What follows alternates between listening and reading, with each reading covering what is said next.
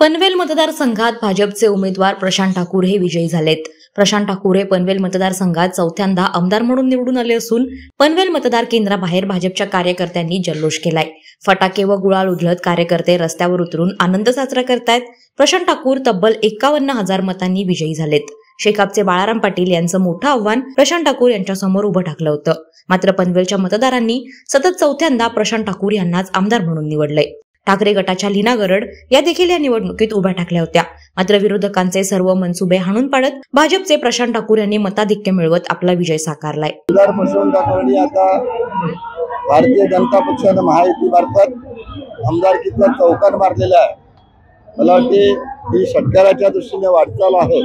आता तर चौकार झालाय, आणखी पुढे जाऊन 2 निवडणुकांमध्ये त्यांचा षटकार ते मारणार आहेत आणि त्या दृष्टीने सतत 5 वर्ष आता 15 वर्ष झाली आमदारकीला, 15 वर्ष काम करणारे एक आमदार या पद्धतीने काम केलेले आहे।